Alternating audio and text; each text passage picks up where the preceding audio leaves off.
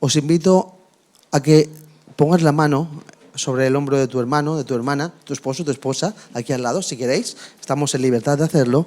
Y vamos a orar por la palabra. ¿Vale?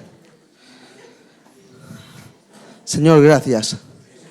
Gracias por la oportunidad que tú nos das un domingo más de estar en torno a tu palabra, juntos como familia, como congregación, para poder escucharte, para poder, Señor, poner atención en lo que tú nos hablas y ser hacedores de tu palabra, Señor. Entendemos que tu palabra viene a nuestra vida para que seamos hacedores de ella. Y yo quiero pedirte por mis hermanos en el día de hoy, si hay alguno que puede estar atribulado, cargado, quiero rogarte que seas tú en estos momentos el que puedas traer de tu presencia alivio para poder oírte a ti, Señor. Pido que tú me ayudes a mí, Señor, y me des facilidad de palabra para hacerme entender. Y te lo pido en nombre de Cristo Jesús. Amén. Amén. Ahora sí podemos tomar asiento.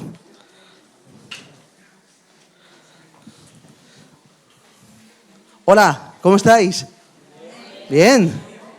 Qué alegría veros, ¿eh? Estáis súper guapos, ¿eh? Súper hermosos. No sé, me dais buen rollito, ¿eh?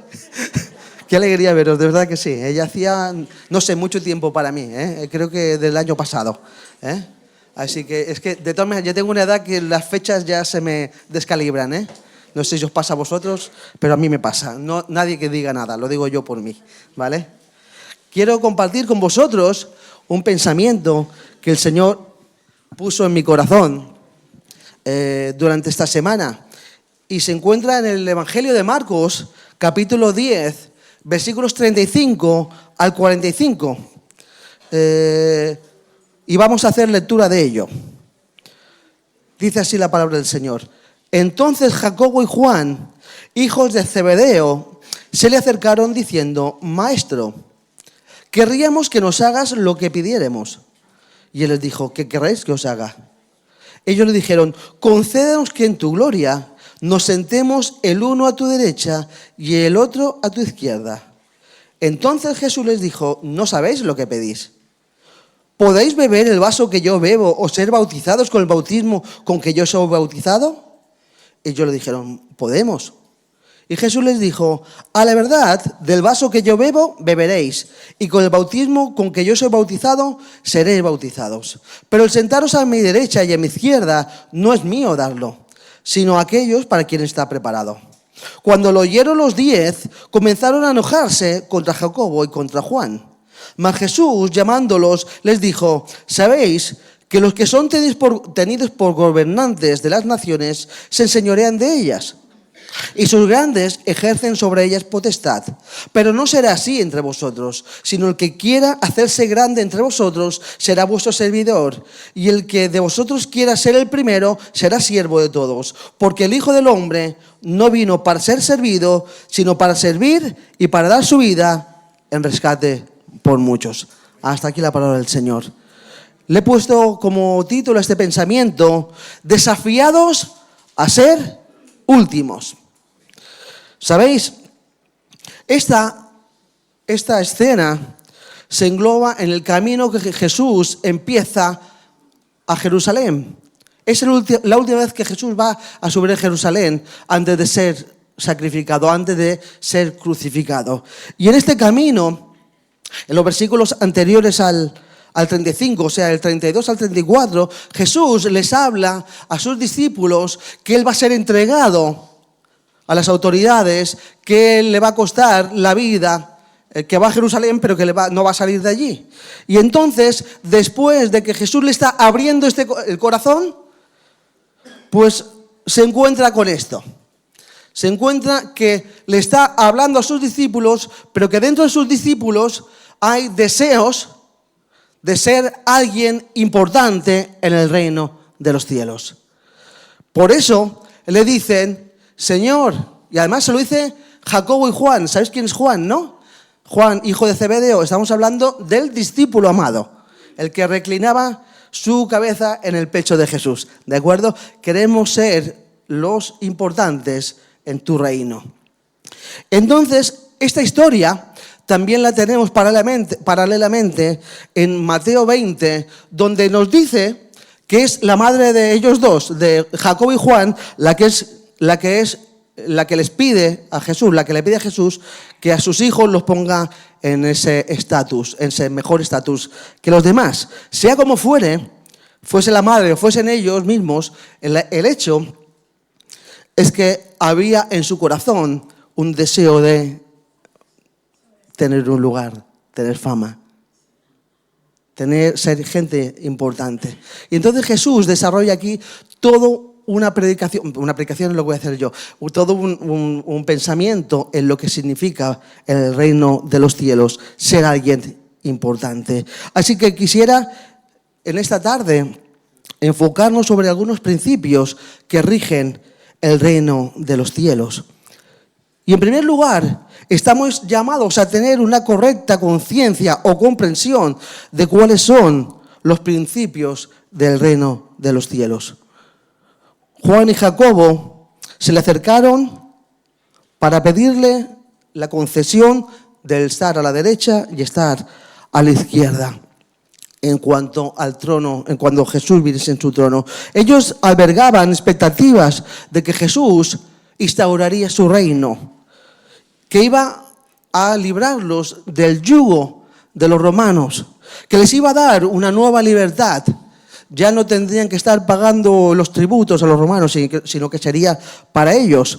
De hecho, ellos le dicen esto porque Jesús mismo, en Mateo 19, les dice, y Jesús les dijo, de cierto os digo que la regeneración, cuando el Hijo del Hombre se siente en el trono de su gloria, vosotros que me habéis seguido, también os sentaréis sobre 12 tronos para juzgar a las 12 tribus de Israel.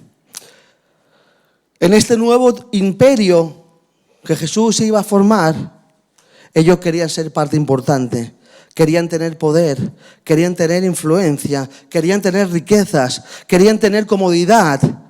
No querían seguir por las calles como estaban yendo, predicando el Evangelio, y no querían seguir siendo el que les cerrase las puertas, sino que querían tener un lugar de mayor importancia que el que tenían en estos momentos.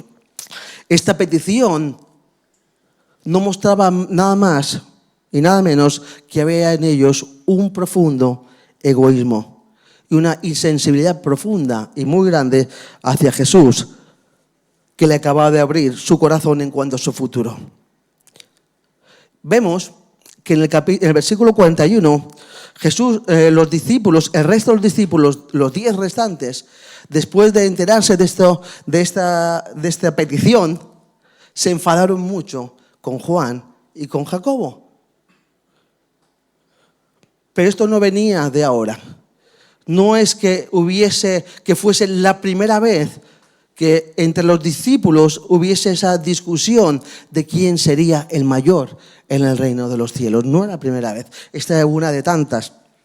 Y vemos como en Marcos 9, Jesús está yendo a camino de Capernaum, donde él vivía normalmente, y estaba haciendo milagros. Y en el camino, mientras él estaba trabajando, mientras estaba sanando a unos, mientras estaba enseñando a otros, los discípulos iban detrás de él. Él iba trabajando y los discípulos iban hablando entre ellos. Y Jesús, después que acaba de hacer su labor, les dice, chicos, una cosa, ¿de qué estabais hablando en el camino? Entonces nos dice que ellos se callaron. No le dijeron a Jesús lo que habían estado hablando en el camino. Porque más ellos se callaron, porque en el camino habían disputado entre sí de quién iba a ser el mayor. Eso estaban haciendo los discípulos en el capítulo 9. Pero este anhelo de ser alguien importante, de ocupar un lugar de gloria, no solamente lo vemos en Marcos 9 o en Marcos 10, sino también lo vemos cuando Jesús expreso está tomado en el Monte de los Olivos, está siendo arrestado por los principales, por los soldados. Dice en Lucas 22-24 que había una disputa, o sea, allí mismo donde estaba Jesús en los últimos momentos de su vida terrenal, que había una disputa de quién sería el mayor entre ellos. ¡Wow! Tenían ganas de ser alguien importante. Los discípulos habían visto a Jesús hacer milagros. Lo habían visto estar cerca del pobre, de los niños, de las mujeres, amando, bendiciendo. Pero todavía no tenían la comprensión, no les había nacido la luz del Evangelio. Todavía no tenían la revelación profunda de quién era Jesús y cómo Él quería instaurar el reino y qué clase de reino iba a instaurar. Jesús practicaba la generosidad constantemente, en estado puro. No miraba el coste personal, lo que le costaba el poder bendecir a otros, y tampoco se las daba como el que sabía todo, Jesús. ¿Os acordáis? Él sana a los leprosos y les dice, bueno, ir a los sacerdotes para que os vean, pero no le digáis que he sido yo el que os ha hecho esto. Constantemente Jesús le está hablando y le está diciendo, no digáis nada de mí. Jesús le estaba enseñando una lección en primera mano, con su vida, de la humildad, sobre la generosidad. Pero ellos estaban todavía pensando solamente en sí mismos, en su futuro. Pero Jesús tenía otra cosa en mente para ellos. Así que cuando ellos le piden a Jesús que si se pueden sentar en un lado o en otro, Jesús les dice, no sabéis lo que pedís. La petición de Jacobo y Juan les ponía en evidencia la misma debilidad y miopía que muchas de nuestras oraciones tienen. ¿Cuántas veces estamos pidiéndole al Señor cosas para que nos bendiga exclusivamente, solamente a nosotros? ¿Sabéis? El Señor no siempre contesta nuestras oraciones. ¿A alguien el Señor no le ha contestado alguna oración? Muchísimas veces no contesta oraciones. Porque las oraciones contestadas tienen que ver con la voluntad de Dios y si son adecuadas o buenas para nosotros.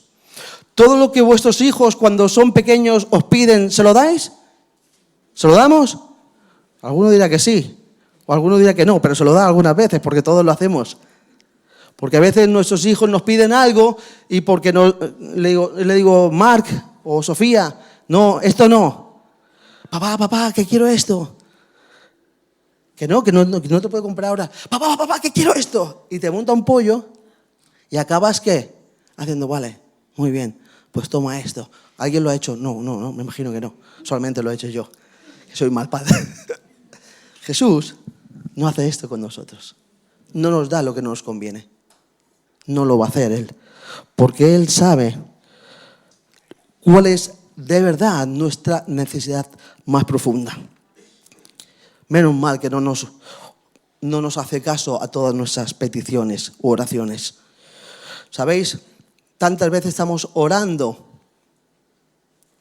para tener una vida mejor, para tener menos sufrimiento, para tener mejor economía, para que todo nos funcione mejor. Siempre estamos enfocados en ¿quién? En nosotros. Pero estamos muchas veces muy poco enfocados en el reino de los cielos. No entendemos muchas veces el Evangelio. El Evangelio no ha venido para llenar nuestros bolsillos. El Evangelio no tiene que ver con llenar el bolsillo. El Evangelio tiene que ver con salvación del alma, con transformación del carácter. Por descontado que Dios puede bendecirnos y nos quiere bendecir, muchas veces económicamente, pero no podemos hacer que nuestra relación esté enmarcada en que yo le pido para que me bendiga y si no me bendice, pues no me relaciono con Él. Santiago escribe, pedís y no recibís. ¿Por qué? Porque pedís mal. ¿Para qué? Para gastar en vuestros deleites, para gastar en cosas que no tienen un valor verdadero y profundo. Menos mal que el Señor, que nos conoce profundamente, nos da lo que de verdad nosotros necesitamos. Y muchas veces, si el Señor nos diese lo que le pedimos es una ruina. ¿Cuántas veces le hemos pedido algo al Señor y el Señor no lo ha permitido? Y eso que nos ha permitido nos ha hecho mal. Mirad, ¿a qué voy con esto? Señor, necesito un trabajo. Todos necesitamos trabajar, ¿no? Hasta que nos jubilemos. Que después será la empresa nacional la que nos dé el paro, ¿eh? Señor, necesito trabajar, tú lo sabes, necesito tener un buen trabajo. Y lo primero que hacemos es que estamos cansados, tenemos trabajo donde nos ocupan muchas horas y llega el día del grupo de hogar. Ay, Señor, tú sabes qué cansado que estoy. ¿Cuánto me cuesta? Mira qué temprano me he levantado. Y yo le había pedido al Señor que me diese un trabajo, ¿no? Le había pedido, ¿no? Pero ¿para qué era ese trabajo? ¿Para alejarme de Él o para seguir siendo cerca de Él? Por descontado que podemos venir cansados del trabajo. No vamos a decir que no, porque os cansamos. Pero muchas veces, aquello que nos da el Señor, aquello que el Señor permite que tengamos, se convierte en un tropiezo para nosotros, porque lo ponemos delante de Dios. Los planes de Dios nunca, o algunas veces, son los nuestros, no siempre. El Señor nos llama a alinear nuestros pensamientos, nuestros planes con los suyos, a mirarle a Él, a vivir para Él, no vivir para nosotros. Estos son los principios que el Señor quiere que nosotros tengamos claros. El Evangelio de Cristo no es una filosofía de autoayuda. Es la voluntad de Dios para la humanidad, para tu vida, para mi vida, que nos coloca a cada uno de nosotros en el lugar correcto. Coloca a Dios en el primer lugar y a nosotros nos coloca en el segundo lugar, en el lugar donde nosotros tenemos que estar. El egoísmo no tiene lugar en el reino de los cielos. Estamos llamados a ser transformados profundamente de nuestro egoísmo. En segundo lugar, seguir a Jesús cuesta la vida. Jesús le dice a sus discípulos: ¿podéis beber del vaso que yo bebo o ser bautizados con el bautismo con que yo soy bautizado? Ellos le dijeron: podemos. Y Jesús les dijo: a la verdad, del vaso que yo bebo beberéis, y con el bautismo con que yo soy bautizado seréis bautizados. Los discípulos estaban pensando en reinar, en ser importantes, pero no pensaban en el sacrificio de Jesús. No pensaban en hasta dónde llegaría Jesús por la humanidad, por mostrar sus enseñanzas. Ellos veían a su maestro que iba haciendo milagros y lo iban criticando, por lo que los escribas lo iban criticando, pero Jesús se las iba saliendo de todos los lados, ¿no? Y decían: qué buen maestro tenemos, que es capaz de multiplicar los panes y los peces, es capaz de sanar a los paralíticos, es capaz de hacer cualquier cosa. Así que es mejor que lo sigamos a Él, porque cuando le sigamos, cuando Él instaure este reino, pues la verdad que será un buen reino para nosotros. Pero ellos no sabían que el precio que tendrían que pagar por seguir este reino era con su vida. No lo sabían. Porque tampoco sabían que Jesús iba a entregar su vida por el ser humano. Jesús les habló del precio de la salvación de la humanidad. Y les habló del bautismo en el cual iba a pasar Él. Aquí esto está hablando del sacrificio que iba a hacer en la cruz por la humanidad. Y ellos que le dijeron: sí, Señor, nosotros podemos. Lo que tú dices que vamos a hacer, tú vas a ser bautizado y nosotros también contigo te acompañamos hasta el final. Pero ellos todavía no eran conscientes de ese precio que iban a pagar. Todavía no lo eran. Porque tenía que el Señor seguir trabajando en sus corazones.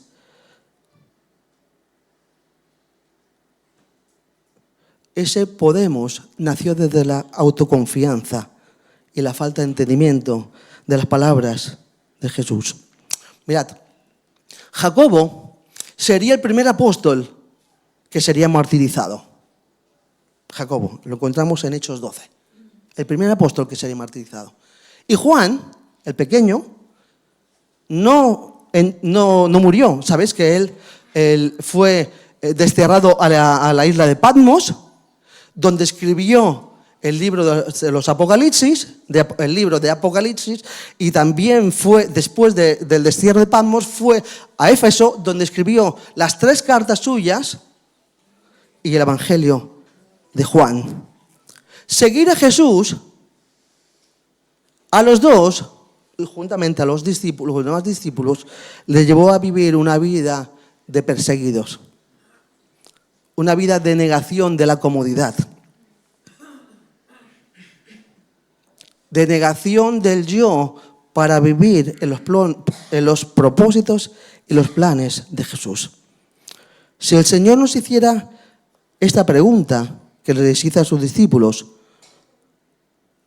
yo la he parafraseado, y es: ¿puedes vivir una vida de entrega tan radical donde tu mayor anhelo sea seguir a Jesús? ¿Estamos dispuestos a entregarlo todo por Jesús? No contestemos ahora, pero sí que lo tenemos que meditar. Creo que miramos hoy día a Jesús de una manera muy superficial, sin entender bien lo que significa el Evangelio y el alcance de este. Vivimos enfocados en muchas ocasiones en tener una religión, vivimos en religiosidad. Yo le doy a Dios y Dios me da a mí. Yo le doy dinero porque ofrendo, yo le doy mi tiempo, yo le doy mi servicio para que el Señor me bendiga y esté a mi lado. Pero Dios no es un Dios de esos que hace esos tratos. ¿Sabes? Dios te quiere a ti, totalmente. No quiere tu dinero, no quiere tu servicio, te quiere a ti. Bueno, y a mí también. Nos quiere a todos, entregados totalmente, porque Él quiere hacer su voluntad en nosotros. Lo más precioso que tiene una persona, que es la vida. Todo lo demás es accesorio. Y podemos tener mejores temporadas o peores temporadas, pero lo único que nosotros tenemos es la vida, lo que podemos entregar. ¿Y cuánto nos cuesta entregar nuestra vida al Señor? ¿Cuánto nos cuesta salir de nuestra comodidad y comprometernos profundamente con el Señor? ¿Le has prometido alguna vez algo al Señor? ¿Alguien le ha hecho alguna promesa al Señor? ¿Las habéis cumplido al 100%? ¿Al 80%? ¿Cuántas veces prometemos al Señor algo y después no lo cumplimos? ¿Cuántas veces?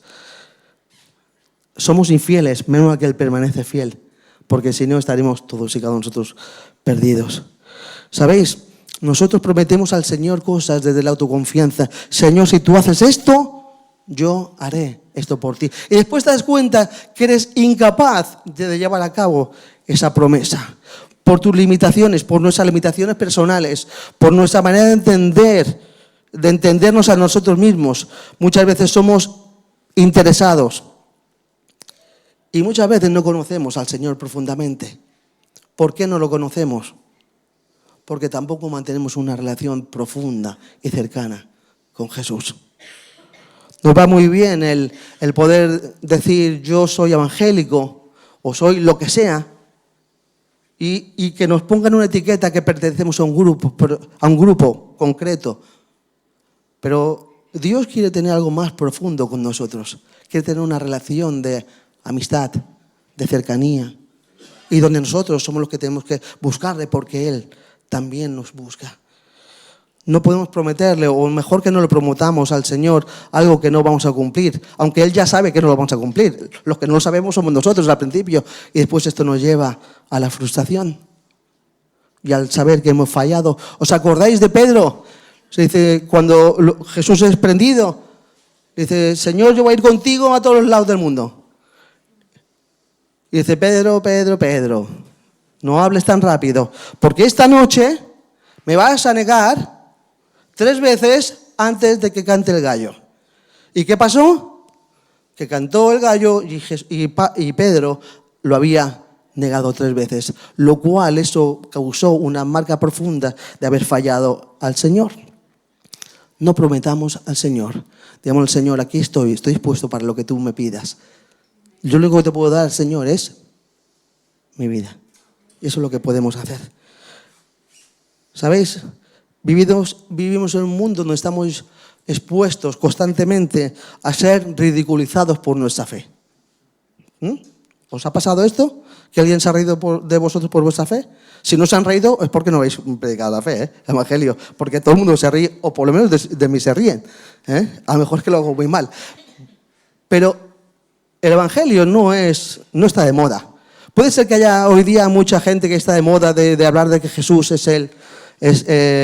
Donde están estos famosos artistas que están diciendo que tienen relación con Jesús, o que Jesús es el Señor suyo, o bueno, no lo suelen decir que es su Señor, pero sí que es su amigo, que está a su lado.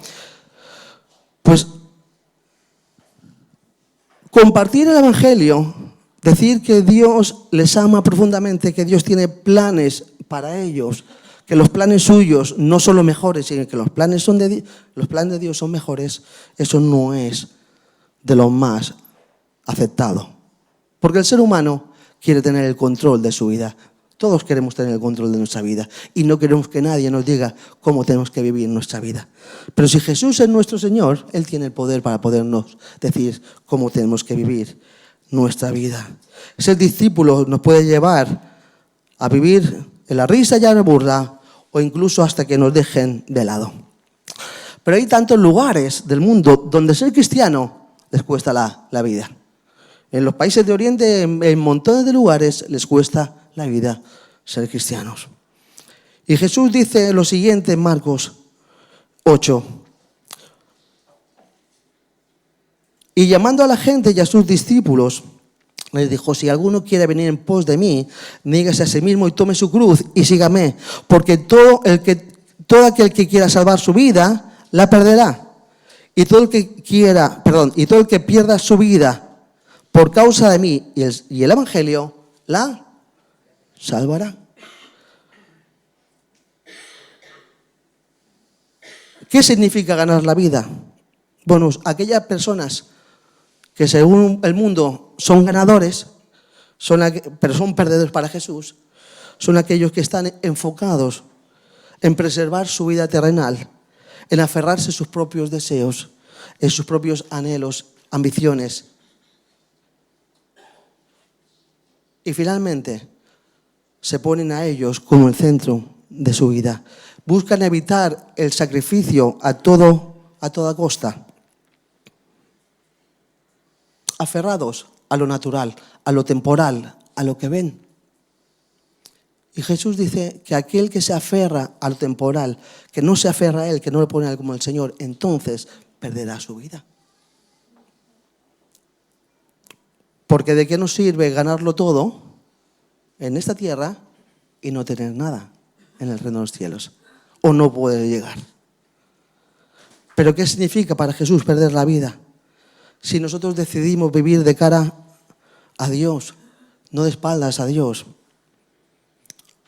viviendo y entendiendo que Él es nuestro Señor y que nos llama a vivir haciendo morir las obras de la carne y a nuestro viejo hombre, priorizando su voluntad sobre nuestra vida, entonces nosotros somos ganadores. Somos ganadores. Ser cristiano no es una pena, ¿vale? Es el mayor gozo que uno puede tener. Amén.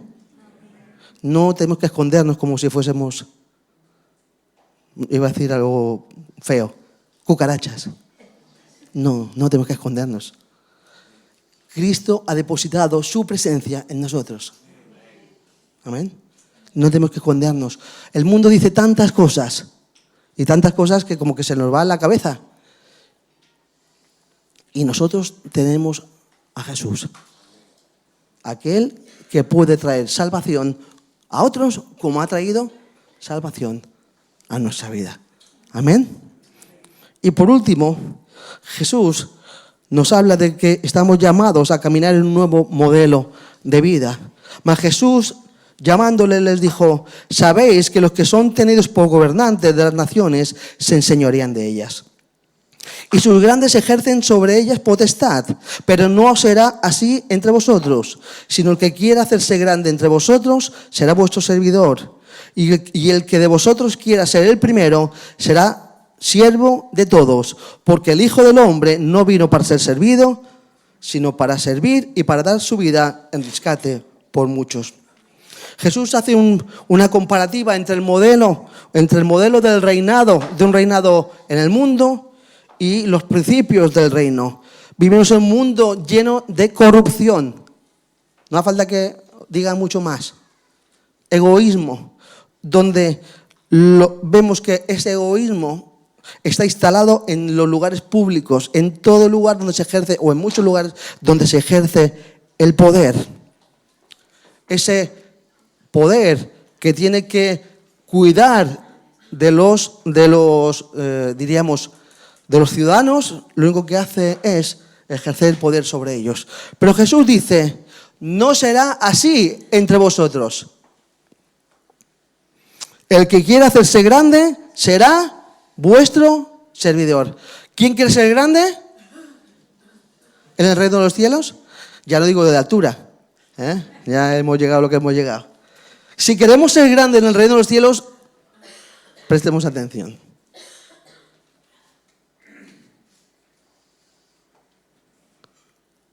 Tenemos que servir. El servicio hoy día es impopular. Es muy poco popular. Nos encanta llegar a una casa y que esté la mesa puesta. Y nos encanta, después de que hemos comido, coger, levantarnos. ¿A que sí? A que nosotros podemos pensarnos que eso nació por generación espontánea, que esa comida se cayó ahí encima. No, no se cayó ahí encima solita. Alguien la sirvió para que tú pudieses, o para que yo pudiese, disfrutar de ello. Alguien que nos ha servido. Nosotros, hijos de Dios, estamos llamados a servir, a disponernos a ayudar, a bendecir a otros. Y la palabra que utiliza de aquí, en Marcos, siervo, no es un ayudante, no es un colaborador, no es alguien que cobra un salario por trabajar. El término utilizado como siervo aquí es un esclavo. ¡Wow! Un esclavo. ¿Cuántos derechos tienen los esclavos? Cero patatero. Esclavos. Somos esclavos de Jesús por amor a Él. Somos siervos de Jesús. Somos esclavos. No es que nadie nos haya puesto una pistola en la cabeza. Es que hemos decidido con nuestra vida, conociendo a Jesús, conociendo quién es Él, le hemos dicho: sí, Señor, aquí estoy. Tú has hecho todo esto por mí, así que mi vida es tuya. Amén. Somos siervos para bendecir. Y el reino de los cielos se instaura en el servicio. No se instaura en el poder. Los que en la iglesia,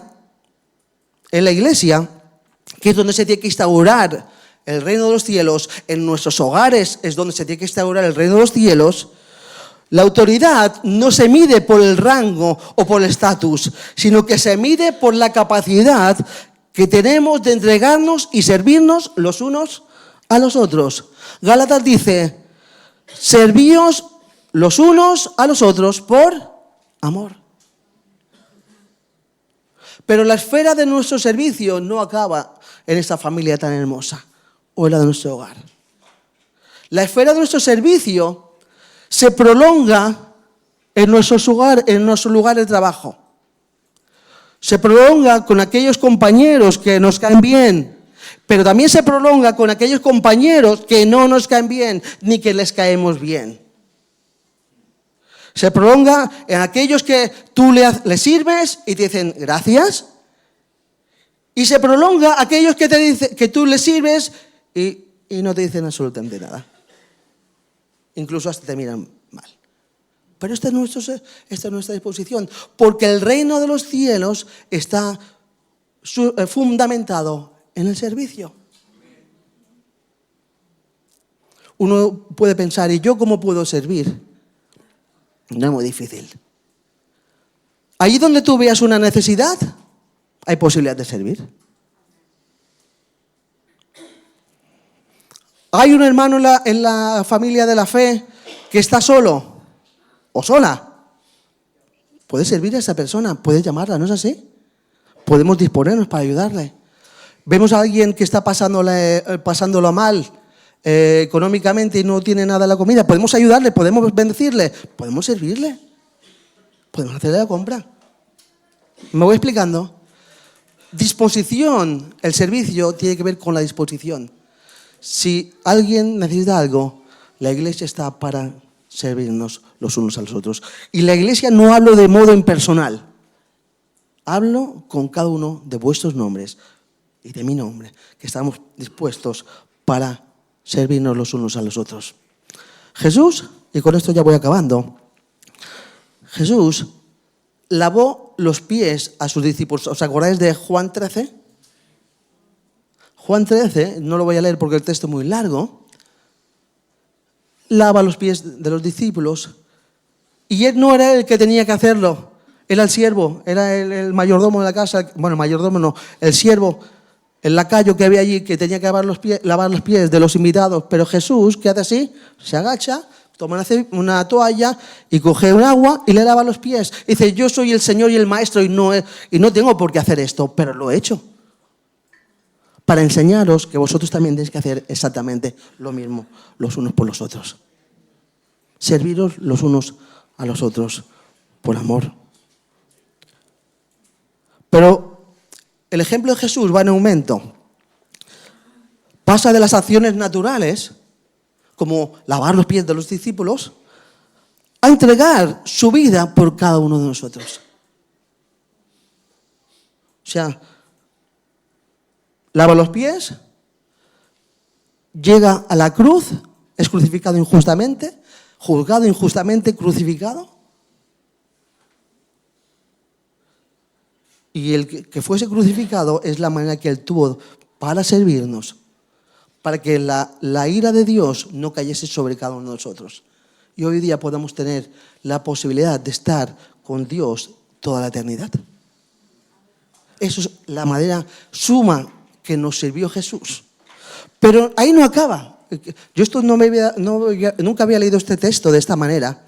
Y se encuentra en Lucas 12, que Jesús no ha acabado de servirnos todavía.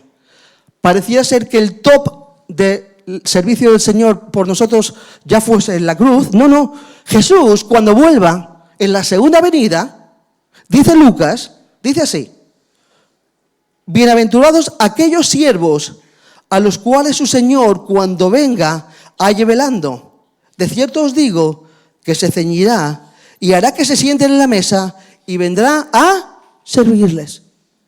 Lucas 12, versículos 37. Y Jesús nos servirá, porque este es el ADN de Jesús. Somos hijos de Dios, ¿no? Pues ahí ese ADN en nosotros, de servirnos los unos a los otros por amor. No eludas el servicio. Cuando yo no sirvo, tienen que servir otros el doble. Están encantados de hacerlo porque tienen la posibilidad de hacerlo, ¿no? Porque saben que Dios ha contado con ellos. Pero cuando yo no sirvo, me estoy perdiendo la posibilidad de poder formar parte de los planes de Dios para la vida de otra persona y también para los míos. Me lo estoy perdiendo. Así que, mis queridos hermanos, y así acabo con esto, nosotros estamos llamados a poner en práctica, por obra, aquello en lo que el Señor nos ha enseñado. Puede ser que tú hables de Jesús a alguien y no te haga caso, que se ría de ti, que no crea lo mismo que tú. Puede pasar, de hecho pasa. Pero lo que sí puedes hacer es servir a esa persona. Lo que sí podemos hacer es servir a esa persona. Porque puede ser que se rían de la fe, pero nuestro ejemplo no muestre lo mismo. O sea, que nuestro ejemplo muestre exactamente lo que decimos nosotros que creemos. Hay personas que dicen, yo creo, pero sus acciones demuestran todo lo contrario. Hay gente que dice que es cristiana y no vive como cristiano. Y estamos llamados a vivir en coherencia los unos. En coherencia con lo que nosotros creemos. Es un privilegio ser siervos de Cristo. Es un privilegio ser personas a las cuales el Señor nos ha llamado para este tiempo compartir su evangelio. ¿Es un privilegio? No, es una tortura. Es un privilegio. Así que no le tengas miedo a servir a otra persona. Bien, te caiga mal, te lo agradezca, no te lo agradezca. No le tengas miedo, porque al fin y al cabo, Jesús, cuando Él moría por las personas en la cruz, incluidos tú y yo, Él sabía bien quién iba a creer en Él y quién no iba a creer en Él. Pero igualmente murió por todos. Así que estamos llamados a ser personas que entienden correctamente cuál es el propósito del Evangelio. El Evangelio no está enfocado en mí, no se trata de mí, se trata de Dios y se trata de los otros. Entender que estoy llamado a negarme a mí mismo, que no puedo hacer tratos con el Señor, no puedo hacer el cambio de cromos con el Señor, porque Dios me quiere a mí totalmente. Y que estoy llamado a aprender más y más de Jesús, que Él es mi modelo. Amén. El Señor es bueno. Nos ha permitido formar parte de su reino. Y esto es el mayor de los privilegios que nosotros tenemos. Amén. ¿Oramos?